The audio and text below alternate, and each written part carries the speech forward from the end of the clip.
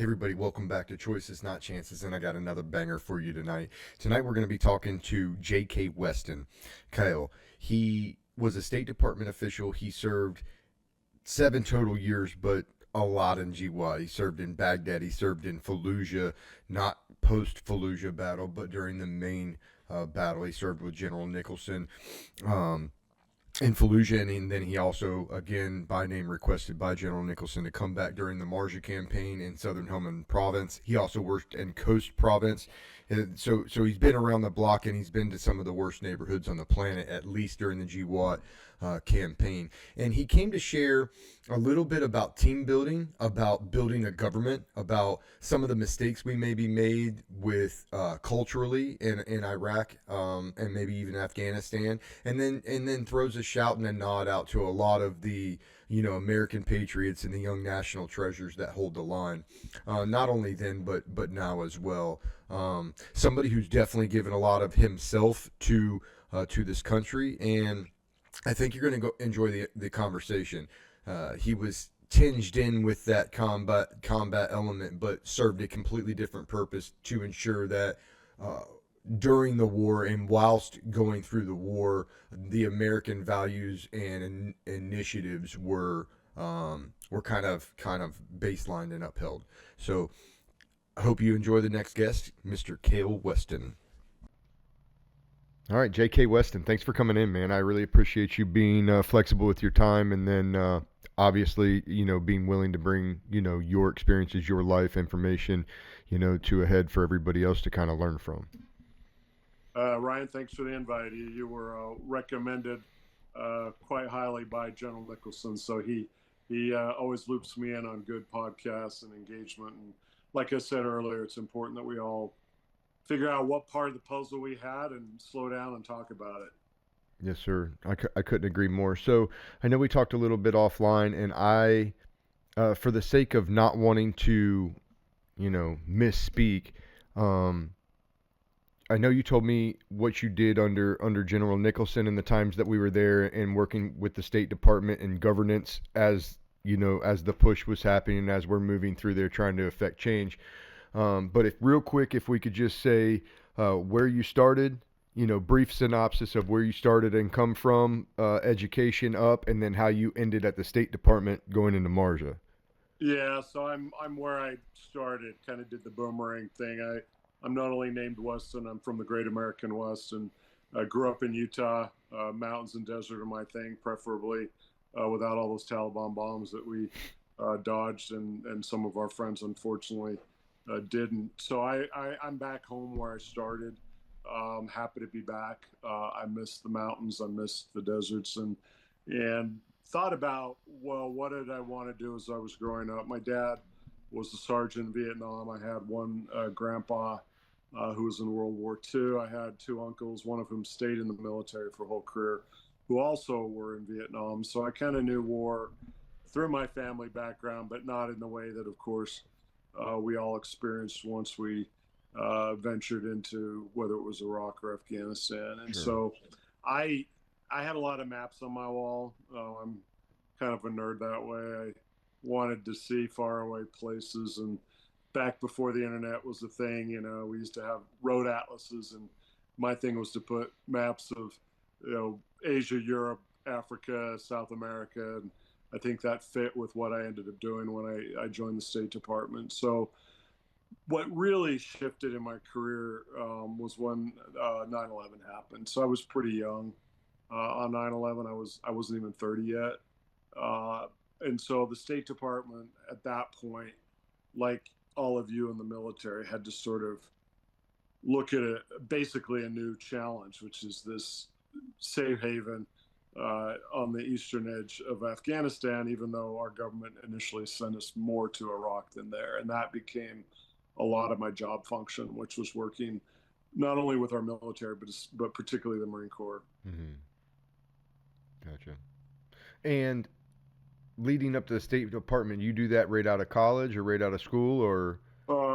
Not right away. I was going into debt, so I'm one of those guys that took out student loans to afford school, and was getting kind of nervous about how much I I could afford. I mean, I knew I was going to be paying it off, and I joke with people by the time I paid off my student loans, I was in Iraq, and I say it's not a good plan to go to war to pay off your student loans, but that's kind of it took me about 10 years to do it. So I was studying a lot of history. If there's one thing that um, is deepest in my DNA, it's I'm a history nerd. So I'll be watching documentaries when I have free time and catching up on ones that I started and didn't finish, or people recommend, or which generals were the best generals. I'm watching one about basically the empires and how empires were either run well or not so well. So the State Department work, I think, fit into that, in that I look hard at kind of the long arc of the American role in the world, and that's not just war; it's economic, it's cultural, and the State Department, I think, does a good job of trying to get people who represent our country, who reflect our country, right? So I didn't go to a fancy prep school. I didn't really know what a prep school was. The stereotype of the State Department when I got to our mission in New York City, where it was a lot of suit and tie and free lunches, was white pale males from Yale, and I'm not against any of those things, but Yeah. I definitely did not go to Yale. So I think that the career was a challenge for me, but really rewarding, because, like you in uniform, I don't believe there's any greater honor than representing the United States, and I think it's especially meaningful, but also difficult when we're at war. And after 9/11, the State Department went to war as well. Not in the same numbers as the Marine Corps. By the way, I've got a nephew that's going infantry in San Diego right now. Hell Yeah. yeah. So my family blames me for. I said, hey, if you're gonna go, you gotta go Marine Corps. The Army guys in the strip mall were not happy, but I think he's doing well, and he'll be graduating in May. So I'll be out there in San Diego. But so the State Department had to do things differently after 9/11, and we can go into that. But Afghanistan is where the bombs first started to fall. But the big sucking sound of Iraq happened pretty quickly. And you've probably talked to people maybe who have both experiences. I have a hard time just talking about one war, because my first chunk of time was actually in Fallujah. And then from Fallujah, when I got to know General Nicholson, corporals, captains, colonels, all these famous generals, which we can talk about if you want. In fact, Mattis and I were just in touch pretty recently, and he's one of our best, right? We then got shifted to the war that I think directly had ties to 9/11, which was important for me. Let's go to Fallujah then, if that's the first place that with the State Department that really peaks. I do agree with you though. Afghanistan being the Bin Laden, call it mastermind, that's where I felt almost vindicated after I fought there. I wanted to fight in both places, and I got to both places, not so much in a fight in Iraq by the time I got there, but I came just after. I would have been there at the tail end of 06 going into 07.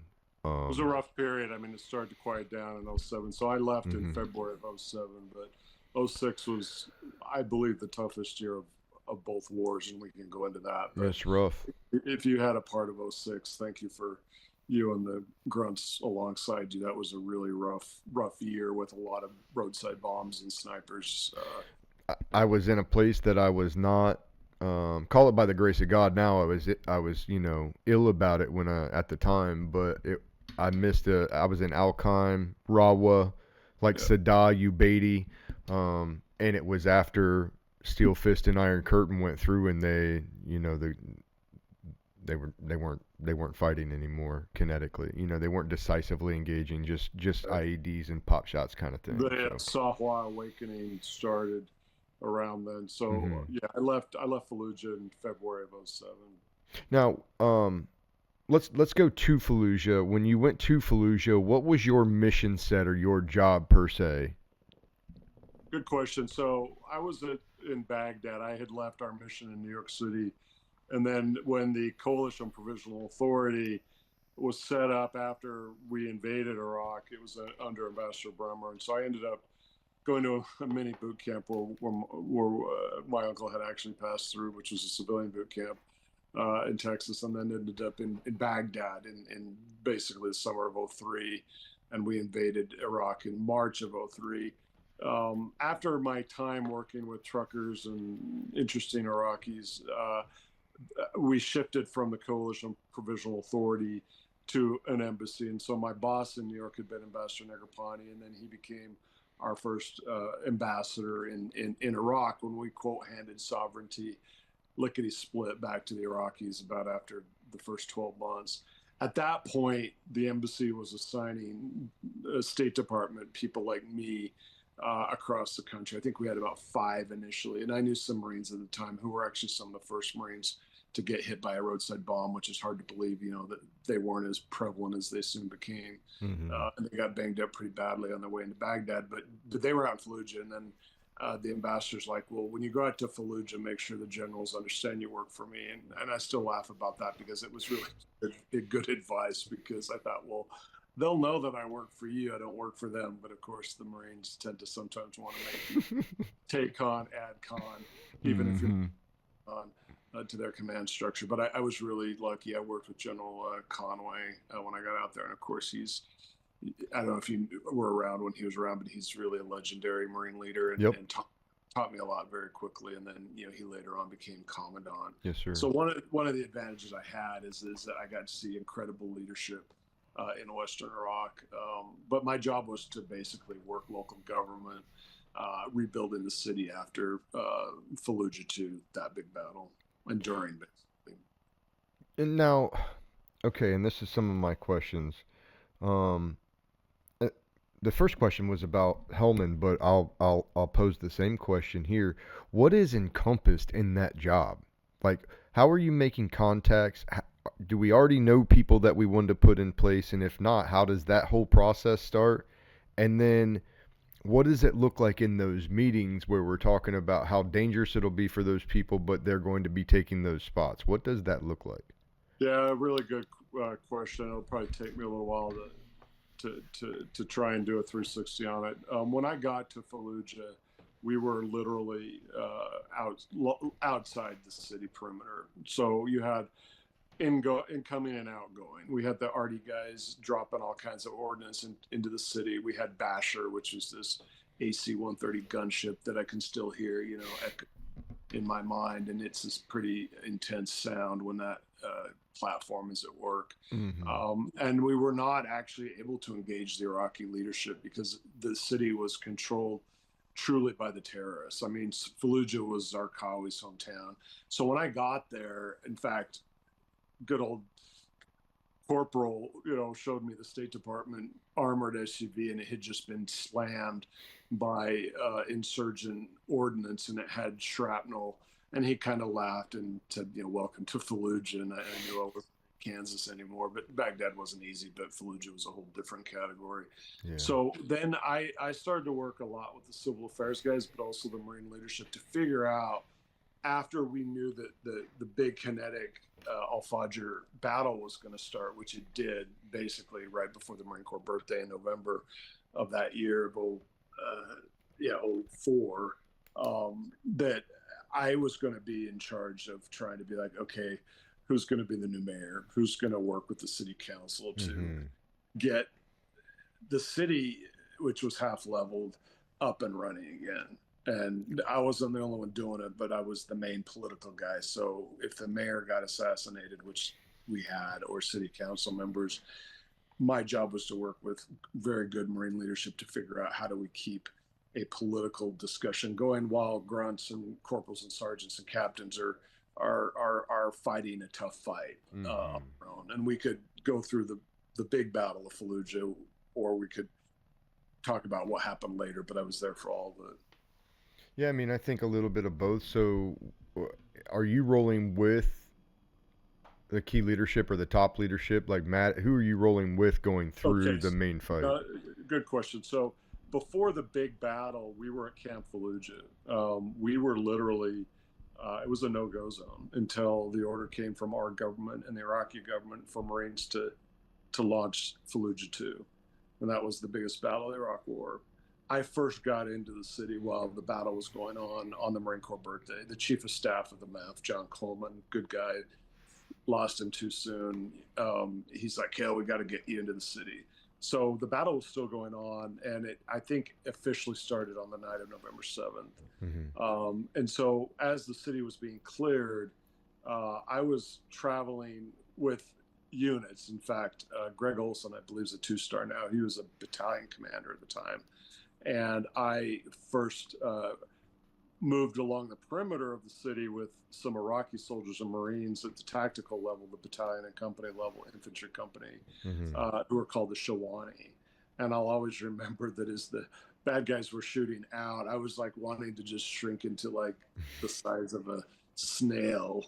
And these Shawani Iraqis were just like, back straight, looking straight into the heart of darkness of Fallujah. I ain't Kansas anymore for sure. Yeah. Then when the city was really devastated, I went in with some Marines as we were clearing still. We could spend hours on this chapter, but I was there to try and figure out, okay, how many civilians are still in the city? We were starting to have to process bodies in a place called the Potato Factory, which was a pretty rough experience for every one of us, including and especially the Marines who were in that duty, and they were the red tag logistics Marines that got assigned that job. And So the what do Marine you Corps mean? had What do you mean processing bodies? Just enemy bodies, stacking them up? Like. mainly, yes. And so I'll send you my book. I have a chapter titled "The Potato Oh, Factory." okay, perfect. And most readers are like, I had to put your book down at that point for a while. And I said, well, my editor wanted me to slow down and make sure that the horrors of war were not shaded as, everything's going to be hunky dory. I mean, it was the worst part of the war where we were losing a lot of Marines, and the Marine Corps hadn't actually had a lot of experience with PRP personnel processing. And so that whole operation had to get stood up by Chief Warrant Officer Heights. And so I had a lot of heat from the embassy in Washington about how the battle was going. So I said, well, I'll go to the Potato Factory and figure out how many foreign fighters are we processing, right? And what I reported through my cables, diplomatic cables, was that a lot of the guys, as they were being analyzed, looked like homeboys that were pissed that we were there, right? So we had the Red Dawn effect. And if you've heard me talk before about Fallujah, I would say, Marines, you've probably seen Red Dawn. If you haven't seen Red Dawn, we were not the Wolverines. We were the guys that had landed into their hometowns.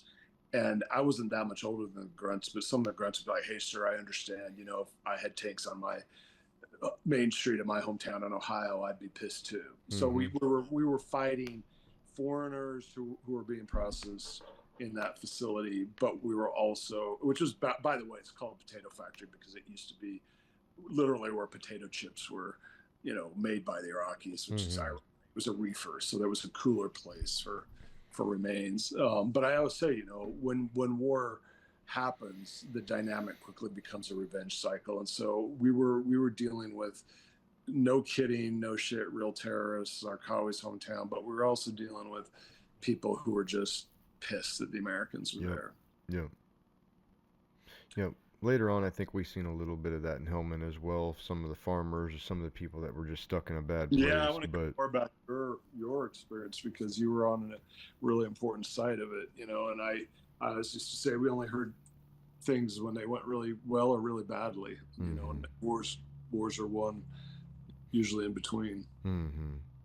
No, that's interesting. How challenging did you find, like, what are the pillars for you to find and make a good team for governance? Another good question. So I was part of the early phase of what were called, my official job was political advisor to the MEF. So 1 MEF, 2 MEF, Conway was followed by Sattler. We had General Halleck, so I was dealing a lot with the CGs just as the political track was being pushed by our government. And that track, Ryan, was really the elections. So it was, hey, the Marines will go home once the Iraqis believe in their government, right? And if they believe in their government, we're not going to have Captain America, Corporal America stay forever, right? So, but as we build the provincial reconstruction teams, we had people like USAID, which is no longer basically, because it's been shut down, but we had USAID there. We had other civilians who were part of my team who would work on, for example, with the local leadership, that the sewer line was destroyed, right? Well, it's hard to have a city function as people are coming back in if we don't have the infrastructure Yep. getting built up again. My job was particularly the political line. And that would mean, okay, is the city council functioning? Is the governor of Ramadi dealing well with Fallujah? Is the governor of Ramadi going to be assassinated? And we were always concerned, of course, about the targeted attacks on the political leadership. Sure. And I write about, half a dozen or so of the leaders I got very close to who were killed in their job. And I always used to say, maybe we would get better leaders if they realized that the job was that deadly, that you literally did have, I don't want to say that in a way that comes across the wrong way, but the quality of people that would stand up, especially after the mayor or the city council before them was killed and we couldn't protect them, always impressed me because they had to defend themselves while we were basically at our base protected by HESCO barriers and razor wire. Sure. Once the team was established, my job through the embassy in Washington was to remember the purple finger moments when the Iraqis would vote? The job was to help the Marines facilitate the balloting, which was all Marine logistics across Western Iraq, so that the Sunni Arab population would look to Baghdad and be like, even though the Americans came in and the Shia are now in charge, we see our future in this country, even though we're out of power. So it was a really big challenge because, of course, they were fearful of the Shia death squads and the Shia militias, while under Saddam, the Sunnis had been basically in charge. Yeah, I guess that leads to, again, another question. How big of a mistake was it to flip the culture against itself? Good point. I think that and I include myself in that, I was against the Iraq War, but I believed I needed to be where I needed to be. I tried to get ready and understand where I was going, but I too was pretty naive about once you start a war, how difficult it is to contain what ended up being a civil war, right? To when the Samarra Mosque was bombed, I don't know if you remember that. I was in Fallujah at the time, and it became a huge flashpoint. So that the religious war was then embedded inside our invasion. Where I spent most of my time was among the Sunni population. So I, early on in Baghdad, went up to the Kurdish areas and then ended up going a bit south. But most of my experiences with the most pissed off part of the country. And new Marines, were dealing with that as well. We were in the roughest neighborhood because they were no longer in power. And those the generals in the Iraqi army no one really loved Saddam, but they were afraid of him. A lot of those generals had homes and families right where you served, and I was in Western Iraq. And so some of them ended up becoming very effective insurgency leaders. Sure, for sure. And made our job a lot more difficult and a hell of a lot more dangerous. By the end of my time there, the awakening had started. So the situation had started to stabilize. But you're talking to a guy who arrived in Iraq right after the invasion, was in Baghdad in the Green Zone for a year, and then most of my time was in Fallujah. So I'm Mr. Al-Fallujah, as the Iraqis used to call me. So I know that city almost as well as my own hometown, too much. But I did it because it was important, it was dangerous, and I actually just wanted to try and help get Marines home with their legs where they belong and Iraqi civilians not killed. And the more I stayed, the more I understood what I needed to and the more leverage I had, especially with the Iraqi population. Yeah, that's not a time where you can just go for 6 months and pump out with a replacement. You got to build those relationships pretty strong, I would assume, before they start risking their life for you in politics. Yeah, right. It's all about relationships. It's relationships between me as a civilian and the Marine leadership and the Marine captains and corporals. I mean, I lived downtown most of the time. So I was in the CMOC. I was at the Civil Military Operations, which literally became Fort Apache. I mean, it was a really rough period because after the big battle, the insurgency picked up. So we Mm-hmm. only had a small window where the half-level city of Fallujah was relatively, I wouldn't say quiet. Yeah, yeah.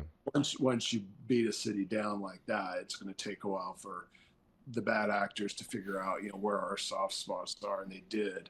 And we had a much bigger issue with snipers in Fallujah in Western Iraq than we ever had in Afghanistan. And I Yeah. spent time in the east in Host Province in eastern Afghanistan, as well as where you were in southern Helmand. Yeah. Interesting. But but then it was all Iraq. I mean, it was Afghanistan was sort of like, oh, everything's going fine. Karzai is doing his thing, and so for Marines who are fairly junior young, it's important we get in the time machine that after 9/11, the shift really quickly happened, mostly to Iraq, Yeah. and then we all got kind of, I would say, stuck in some quicksand related to Iraq. And then suddenly the shift went back to Afghanistan, and that's Yeah. what you were part of. Yeah. Yeah. Like I said, Iraq had slowed down after the awakening. I got there just on the heels of that. It slowed down, and then Afghanistan, what, '09 starts heating up really, really hot. Yep. Um, okay, so I guess that answers my questions about Iraq. Um, I guess one of the other questions. By the end of my time there, it was this idea also, and we can circle back to it, that the surge of troops had stabilized Iraq. So, Hmm. so from a political, and I know you've got me on to talk about strategery, No, and you're okay. is that the surge in Iraq was considered to be what stabilized Iraq. So then when you were in Afghanistan, the argument by the senators in Washington and the politicians was, hey, we surged our way into stabilization in Iraq, so therefore we need to surge our way into stabilization in Afghanistan, which was Cal Worf's battalion, and I believe he's a MEF commander or division commander now. But he was the battalion that arrived when General Nicholson and I were at Camp Leatherneck, and he was part of that Obama surge into Hmm. Afghanistan with the deadline. And it's important to remember that there was a very hot debate in Iraq about whether to surge troops or not just Afghanistan. Hmm. Hmm. Um, okay. Now, okay, shifting to Afghanistan.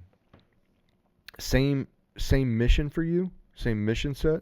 Yeah, pretty much. So General Nixon requested me by name to be basically the political guy for the brigade. So for the second map. Yeah. So I had been asked back to the embassy in Baghdad, and then when McChrystal took command in Afghanistan and brought some of his SEALs in, we actually arrived about the same time. And then I was down in Helmand, where you were, by June of 2009.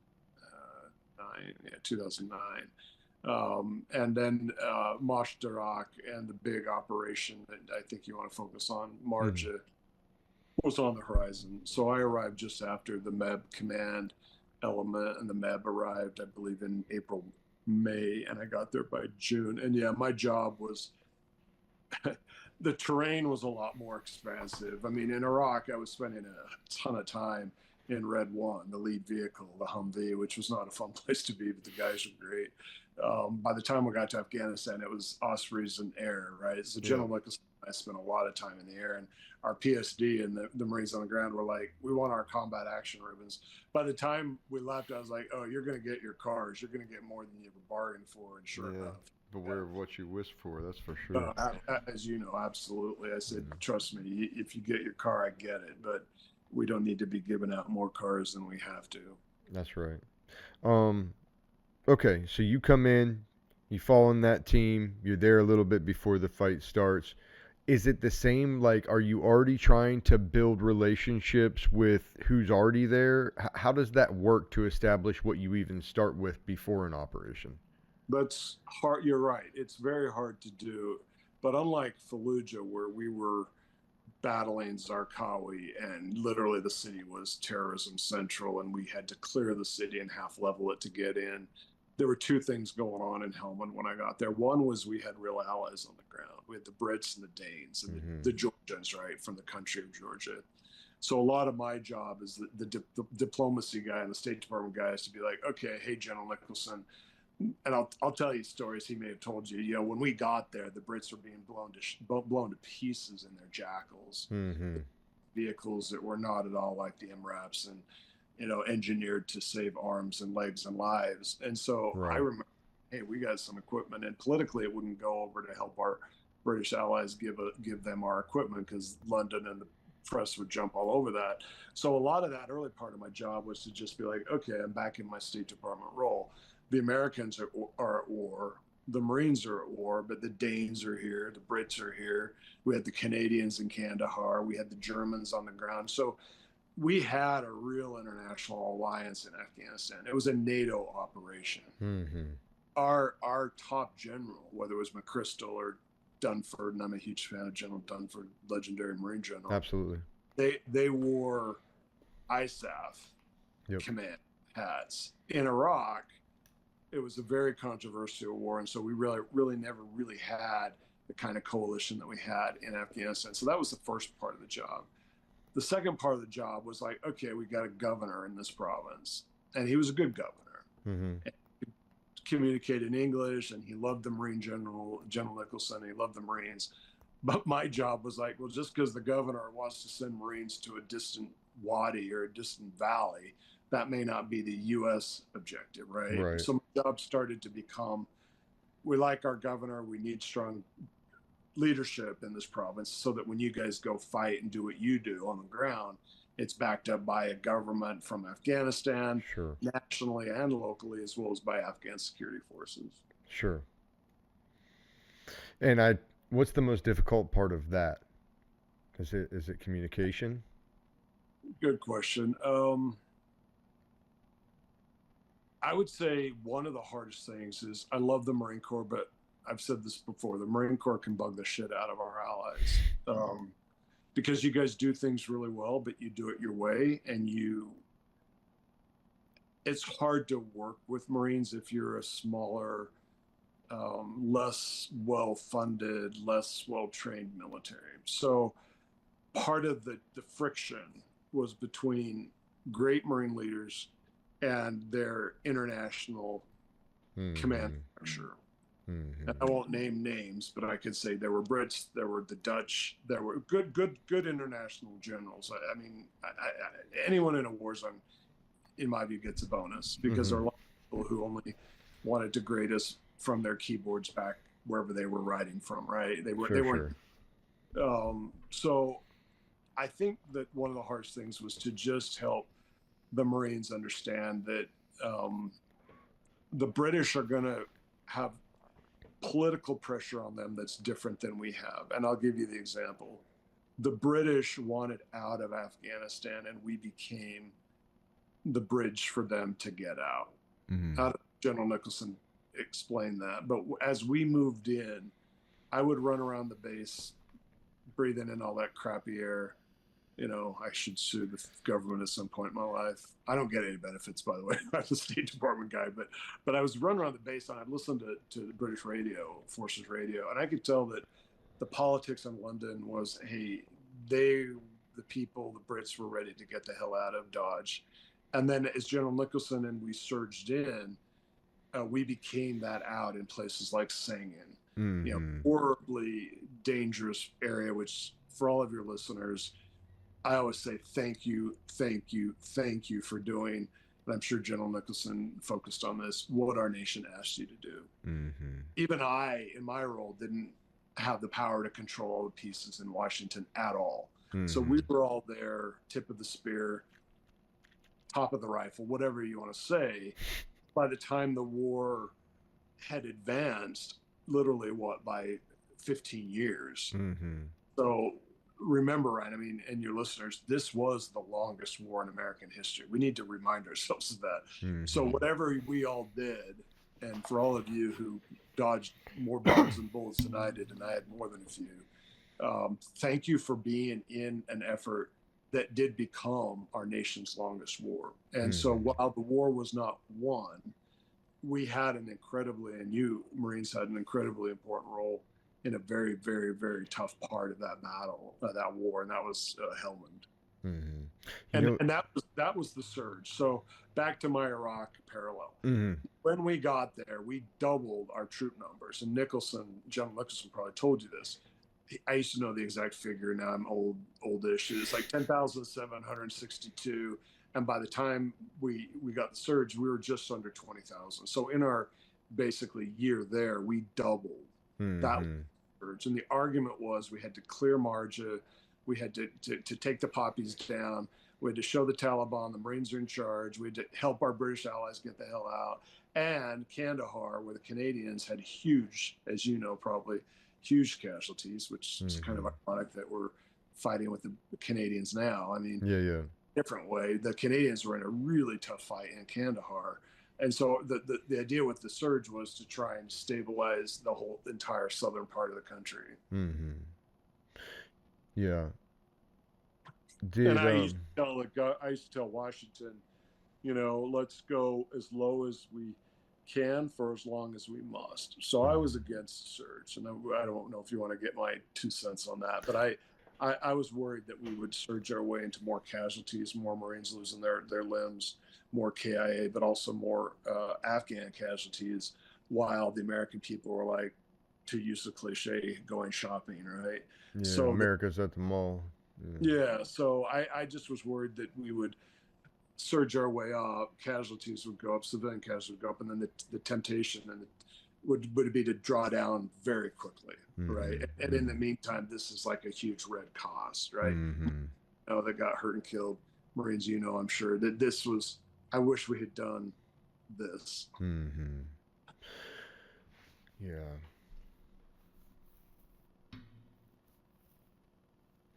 Um, I'm sorry, I'm just trying to think. Oh, that's okay. What do you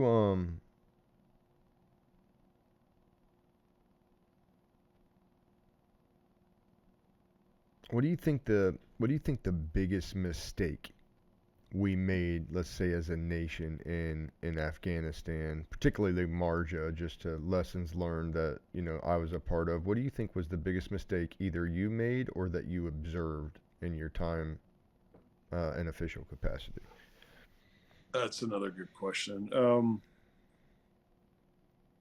So I would say, let me start with the United States. I think we did two wars in a way that never had the policy match the sacrifice, right? So we would have new administrations come in. President George W. Bush started right after 9/11, and then we had President Obama for a while, then we had toward the end there, President Trump and Biden. So it's interesting to look at kind of whatever anyone's politics are. I don't care. I'm just looking at like our policy decisions serious enough for the sacrifice, and I would argue that they were by and large well-meaning, but not proportionate to the human cost. So if you're going to go to war, do you have a conversation with the American people on the front end all the way through about what war really means, right? Mm-hmm. And I just don't think that was ever a priority for basically for whether Republican, Democrat, doesn't matter. Like it became easy for presidents and commanders in chiefs to say, okay, generals, go win the war, right? Or we're going to surge, because I think the easier presidential decision is to surge troops, not to say to the generals, with you can do more, but I'm not going to give you more. And General Nicholson and I used to discuss that. So that's I think the big picture for me personally.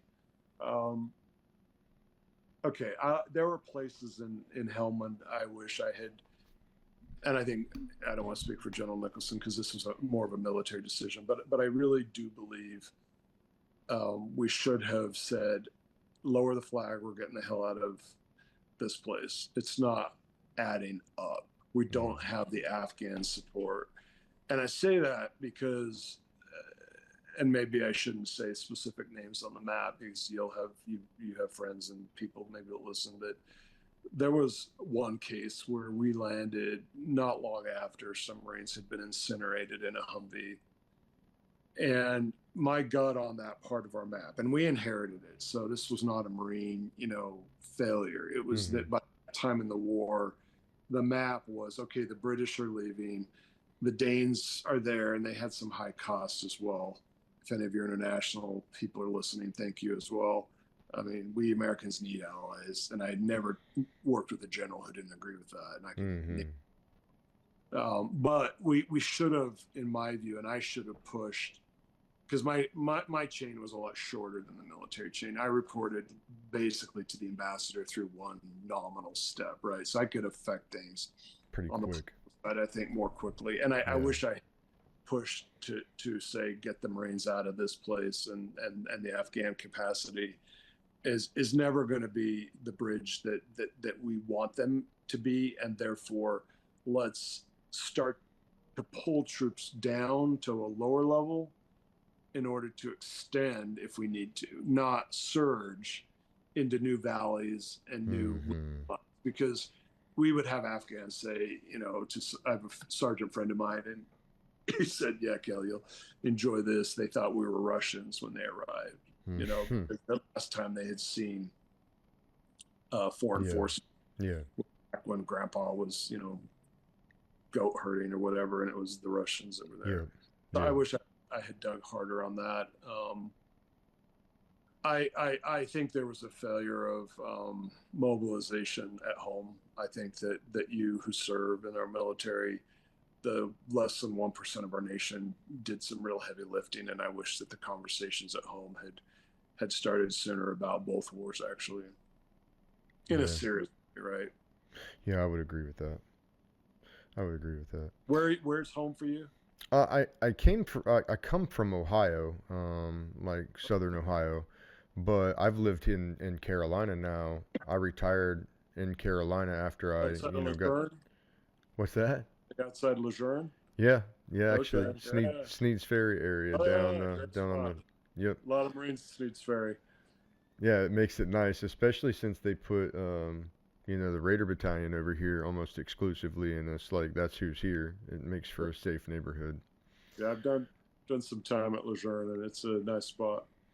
Yeah, so I've been here longer than I was at home in Ohio.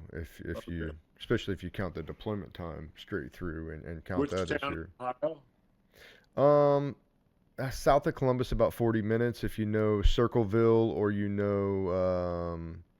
Chillicothe. I've been to Columbus in the area, but I don't know it well. But I would say we could use all the water you have there out here. Yeah. And where are you at right now? I'm in Utah. Okay. Second driest state in the country. Oh my goodness. Yeah, that's bad. Gotcha. Question though, it has me reflecting that there's a lot of woulda, coulda, shoulda, but I'll tell you this: we all earned our scar tissue, right? So I can't say I'd want to repeat everything that war brings to us, but I do think it made me, as I get older, more willing to be like, hey, I'm not going to put up with that, or Fallujah was harder, right? So yeah, there's that. I said in my life, Helmand and Fallujah were harder than this crap, right? And it builds, I think, strength in a way that is, you see it after more than you do at the time. So working with you guys and with my nephew now at boot camp, infantry, I am glad he's going to be a Marine. Like, he's going to be in a family now that's really important at a time that's also not the same as these big land wars that we were in and counterinsurgencies, but still an important time to serve. Sure. So, I hope, and I'm sure your podcast rings that bell a lot, which is you guys and everyone who's in uniform really did important work at an important time. And I don't know if you've been to the Marine Corps Museum with the news. What do you think of the new section? Everything. I think it looks great. I don't have complaints. I think everything I saw was spot on. Yeah, I think they did a good job. And I remember in the 2010 to 12-14 period, they were highlighting what they thought they were going to do. But it's been really good to see what they've done. I always say to people, though, if you go to the museum, if you haven't done the walk outside of all the battles, have you done that? Yep, Yeah, I've went through that whole place multiple yeah. times. I would say, take your family, take your friends, go to the museum, go inside, Yep. amazing museum, but definitely do the walk, the long walk, where all of the battles, and the memorials and the markers, and it's really a testament to the Marine Corps and to service and sacrifice and Mm-hmm. powerful. I mean, from the earliest days, Barbary Coast, all the way to Helmand and Anbar, Ramadi, Fallujah, everywhere. Absolutely. Absolutely. I make a point of whenever I'm visiting different bases, the company that I work for, we have systems on different bases and we train advanced gunfighting to Marines. And every time I'm in Cali, I never got to serve, and be stationed at Cali. And so when I go out there, I do their walks. They have some beautiful monuments and memorials at different units that I'm kind of jealous of that Lejeune doesn't, have some things that are at least comparable. But at Lejeune over there, they've not mixed up, but kind of changed up where some of the infantry or most of the infantry even is now. And now at that new command buildings, they have some stuff. So Yeah, the Fifth Marines Memorial is really one of the amazing ones there, right on the coast. And yep, you're right. I think it's important that we memorialize our part of the history and your part of the history, and I, that's you know, proper. yeah, It's yeah. I mean, proper because you should memorialize the things that you've done, and that's not the only reason to me though. It's proper because in 25 years there's going to be some boot that just gets onto that camp that hadn't heard of those things, and then when you go back and look at the rich history of Americans that you now belong to, a microcosm of the finest people that ever lived as far as I'm concerned, and when yep. you see that, that can do something for you in combat. That did something for me. That Esprit de Corps, that helps you drive when you don't want to drive anymore. That helps you get the guys to go out when the guys don't want to go out anymore. I And so agree. those Right? things are important. Very important. Yeah. Yeah. Um Marjah, Marjah, Marjah. Marjah, Marjah, Marjah. Yeah, it was a place. And I would never change anything, don't get me wrong, but I do think it's important that we have conversations like this so that maybe we don't do things again. I want to, kind of close this last, whatever we got, 15 minutes or so, 20 minutes or so, and kind of get your thoughts on the withdrawal. People like you, just like people like me, spent a lot of time there, blood and precious bounty, and I just want to know your thoughts. You're asking like hard hitting questions in a good way. So let me get philosophical for a while.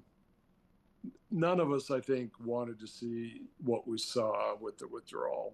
Um, you know, Afghan kids falling off of aircraft, Marines getting killed at Abbey Gate, the BS of politics at its worst in a way. And I know both President Trump and President Biden wanted to end the war, right? They both say they did. And deals were starting to be cut. And Biden, I think, actually was probably at his most, it was most, what is the word I'm looking for? It was not a fine moment for the United States of America with that withdrawal. Mm-hmm. I would argue that goes back to my earlier point that I would have rather have seen us go low for as long as we needed to Mm-hmm. than surge our way into okay, we're out of there. Mm-hmm. And so I think that the withdrawal, and I'm still in fact, it's ironic. A few days ago, I emailed my Afghan linguist, and we survived a suicide car bomb attack. And we were in some pretty rough. Well, I was in the east before I was down in. So I was in Host Province, which is where the Mm-hmm. Haqqani network, really rough neighborhood. Mm-hmm. And so Arif has, I think, 6 kids now, and he got evacuated. Well, now we're in March of 2025, and he has not seen his family since he got evacuated. He is stuck in Kosovo at a military base. And his email to me yesterday or 2 days ago was, yeah, everything's frozen because I know President Trump has frozen basically all programs, Yeah. forever, pretty much. But even before then, he was stuck. Even under a Biden, he was stuck. And I wrote a letter and I said, hey, I'm former State Department, but I had like 3 and 4-star generals and ambassadors. We're all trying to get people out, and I thought about that a lot, since he got back to me. It took me a while, but he's like, yeah, he's still there, stuck. He's in like literally no man's land. Yeah. So there's the human cost of the withdrawal. I think it did. I don't know if General Nicholson said this to you, but I think he put it well. He said, Kael, that was harder than when we were in Fallujah. And I got it. I'm like, it was, because in Fallujah we could do something, right? Mm-hmm. The intensity of Fallujah, the biggest battle of the Iraq War, was as intense as I think combat can get. And he almost was killed in Fallujah when the rocket left his office, and he probably told you about that. And even in Helmand, when we get on the helicopters, I mean, where he lost a chunk of his shoulder whenever it was cold weather, you could tell he's still the gruff, tough general. But I knew him back in the day when he was almost killed there in his office, and we'd sit in his office and I'd see the gouges out of the ceiling from where the shrapnel had literally, like dinosaur or dragon claws, had scraped the ceiling, and we were still sitting in the damn office. So, and plus we're at freaking Camp Leathernecker Bastion, and I don't know if he told you this story, but we were once visiting, as we often did, our wounded Marines, and there was a corporal who had been blasted into near the RCT headquarters from incoming rocket fire, and then he was wounded in Afghanistan. And I saw the general on the then sergeant, I think it was the first sergeant by then, having a damn reunion, and I thought, okay, you guys need to go home. It's time. I need to go home too, because I've been here as a damn civilian as long as you guys, and you guys both almost got killed in both, right? I had a machine gunner hit a mud wall 3 feet to my left. I don't need to be in half, at the age of 30, whatever I was. So, I think your question is a really important one, because the last chapter of the Afghanistan war just gutted us, I think, whether we were civilian or military. Mm-hmm. I do, though, think that from a political point of view, my old job, wars have to, at some level, end. And I put that in quotation marks, right? Mm-hmm. For the Afghan people, if you're an Afghan woman or an Afghan girl, I write about this, you're stuck basically behind a mud compound wall right now. Mm-hmm. If you were the corporal, like you may be in the war, and now you're 10, 15, 20 years down the line, that country will always have a piece of us. Mm-hmm. And yet we've moved on as a country. We've moved on as a military. Mm-hmm. It's China, Russia. So I wish that the politicians had done better for our troops. I wish that the Afghan people were not as suffering to the extent that they are. And I do believe that the region where I was in the East host and the border region with Pakistan is going to haunt us for a while. Yeah. And it's not going to stay quiet. Yeah, I totally agree. And some part of me, as bad as I don't like to admit it, some part of me says that every 6 or 8 years, if you're not in a war, you're falling behind on weapons, tactics, techniques, and procedures. So maybe it's just the way to stay engaged. Maybe not decisively all the time, but to stay engaged across the world. Because look what Russia did with the long gap in going to... I mean, I know they were fighting a little bit of ISIS. They were doing a little bit of here and there, but not a main war effort. And then they get into this main war effort, and they would not fare well against us. And that was an army that a lot of Americans would have said, hey, we got to look out for Russia. Yeah, that's a great point. And then they exposed themselves. What Ukraine has shown us all, and the shifts inside the Marine Corps, and where I know, so General Berger was one of the colonels in Fallujah as well. So someone rack him and stack him, which offline I might do. But, there have been some real shifts in terms of how our military has come out of these 2 long wars. And, China, Taiwan, Ukraine, Russia, we've got, I would argue, an interesting kind of backstop for what we all experienced in Iraq and Afghanistan too.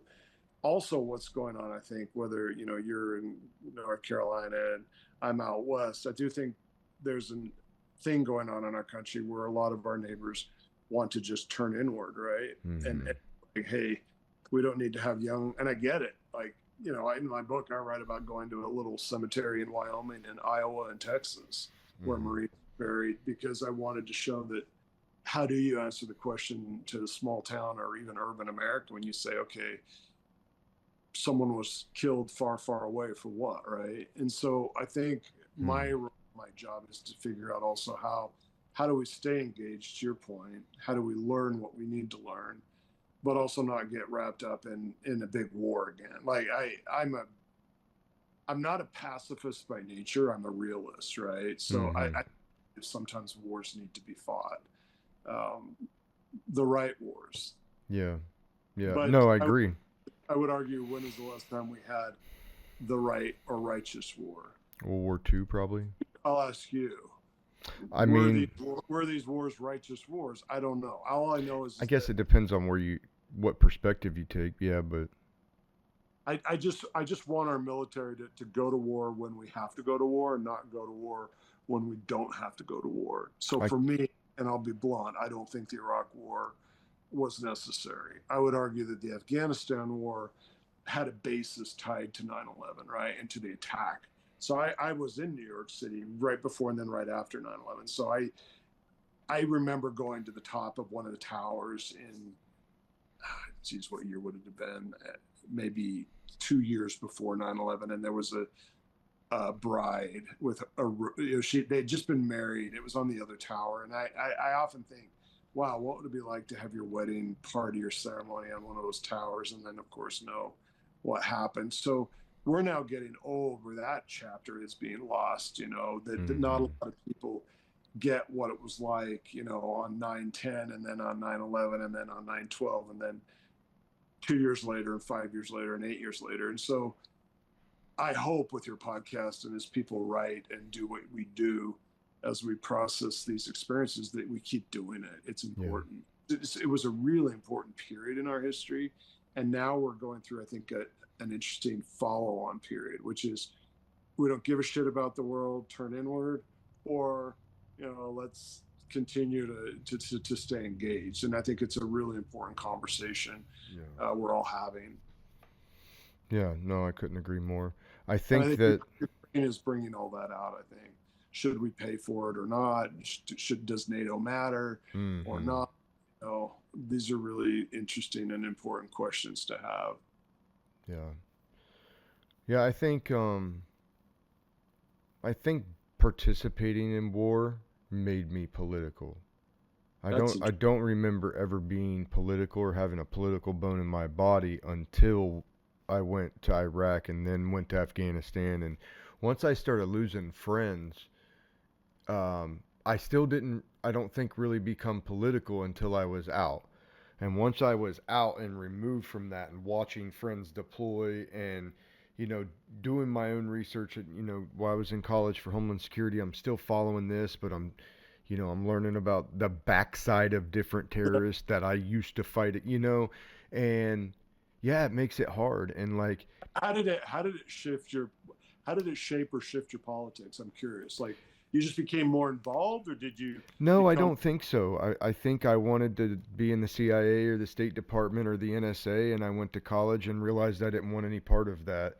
I realized that the underlying theme for all these classes, when they start to coddle these graduates in school, is um, you can never break, you can never break an American right or an American privilege unless somebody says it's okay.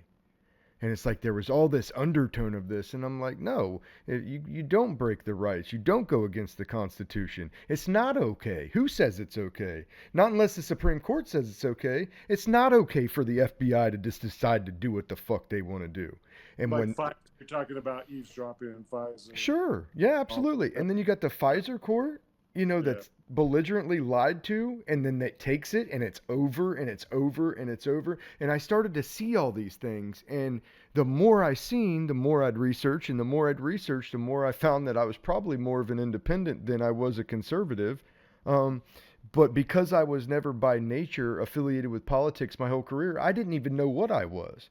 I just Yeah. knew that, I wanted to follow the Constitution, but at the same time, as I've gotten older, it's like I can see war hawks in both parties. I can see bad things in both parties. I can see both parties affiliated with bad USAID projects. And Absolutely.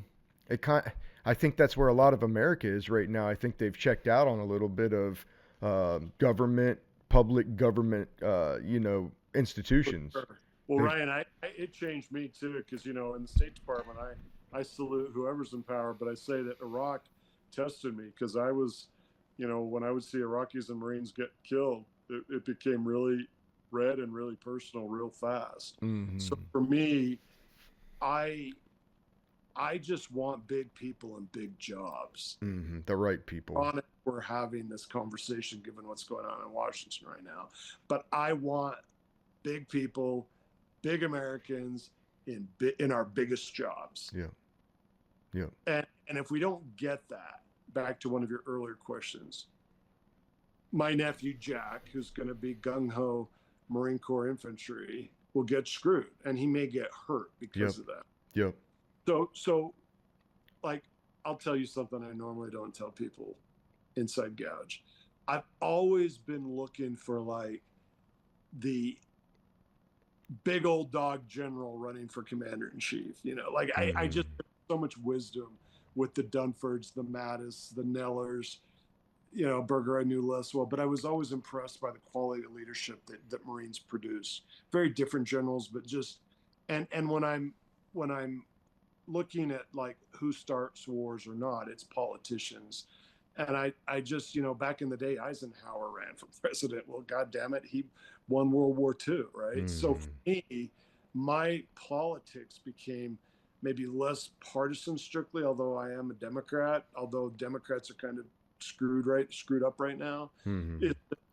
I look for like just big people ready for the big jobs, so that yes, when the red phone back in the day is ringing, we don't have to worry, right? Yeah. Like, most of us shouldn't have to wake up thinking, if China invades Taiwan, are we going to have the leadership that we need, whether it's one party or another? That's right. Or none of the above. So for you guys, especially in uniform, it's really important, to your point about Constitution, about standards, about professionalism, and about wisdom, right?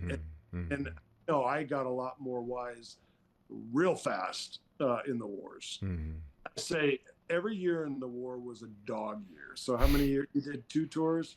So times it by 7, right? So, war is like a cauldron and an intense experience.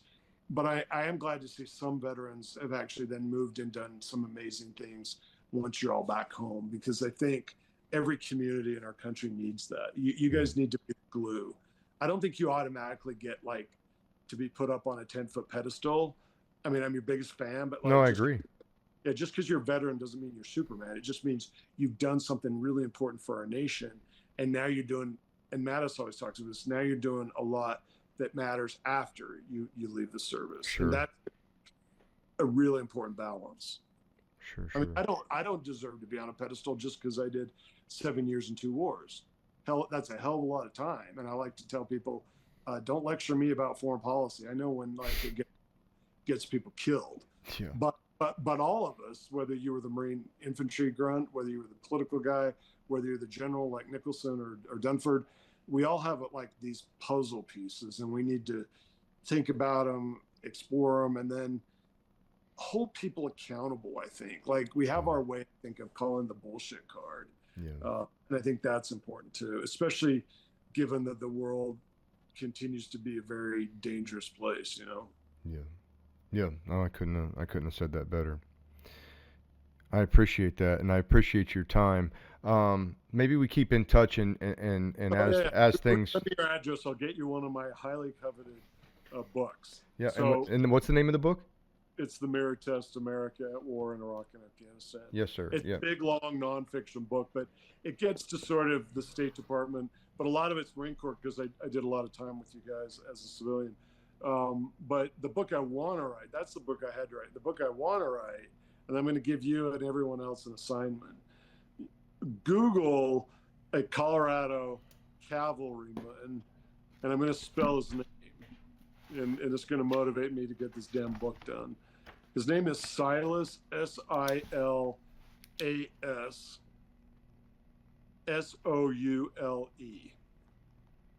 Silas Soule. So Silassoule. And I'll leave it at that. And then when you maybe you can have me and General Nicholson on together down the line. Love to. But read about that Colorado cavalryman who was born in the East and went West. It's a really powerful story of leadership. Oh yeah, I'll do it. High cost leadership. I like it. I appreciate the recommendation there, and definitely we'll get you guys back together and maybe recount some of the past memories, past lessons. But for now, I know you got a hard out in just a few minutes, maybe 8 minutes, 9 minutes. But I appreciate your time, Kael, and I just appreciate what you've done for the country. I don't care which uniform you wear, you wear a Marine uniform, you wear an Army uniform, or you wear a State Department, camouflage, whatever that may be for the day. I think you guys are pretty laxed. I once got off a helicopter in outside Fallujah, and I love when the Marines are like, "Oh, where's Mr. Weston? Are you like the Blackwater guy?" I'm like, "Oh, I take that as a compliment." Yeah. It's a story I love to tell because they thought some gray-haired old guy was going to hop off the helicopter. And I was like, "Bye," but no, you're right. I had a role, and I appreciate you saying that. Yes, sir. And I want to say to all of your people and I'm glad you're doing the podcast, is keep doing it. I mean, I'm glad we're able to do it, and yeah, definitely have me and General Nicholson on together. You'll get some stories when we're talking together that you won't get when we're talking, because I'll like to pull stuff out about him, and then he'll like to try and tell some story and I want people to know about me. For sure. So we'll be better as a duo. And we're doing PMA. We're doing some seminars together, and we were just at Quantico, and I'm probably going to be out 29 Palms in June, and we're highlighting not just kind of the war stories, but some stuff that we've covered and what it all should mean going forward. But keep doing the podcast. For everyone who listens to your podcast, if you want to write a book, write a poem, write a song, do it. It's important that the scar tissue of war translates into things that mean more than I think we realize for other people. But you got to do it. Like you're doing the podcast out of North Carolina. If anyone wants to reach out to me and talk about writing, I'm happy to do it. I'm happy to give them my email address because I think some of the better stories are going to take time, and it's hard to process stuff even a decade after. And it may be, when Marines hit their 50th or their 40th birthday, they're ready to explore some stuff, and you should do it. For sure. And I wouldn't rush it. I know that with my book, with Lines of Marjah, I had to be in the right place. I had to write and emote properly about that situation. I had to be in the right or wrong, however you looked at it, whatever chapter it was, headspace to make sure it was right. So couldn't agree more. You're right. You can't force it, and you got to also take care of yourself while you're doing it. Yeah, it can be difficult. Choices, not chances, guys. Glad you came out. If something struck you, hit you, moved you, or you just know that somebody in your circle needs to hear some of the lessons or some of the chat today, feel free. Don't feel free. Just I encourage you to send it out as this gets, these shows get out to more people. It helps bring more people, and I don't bring people on that don't have a positive message or an impactful message. I do my best not to do that. So for this time, choices, not chances. We'll see you next time.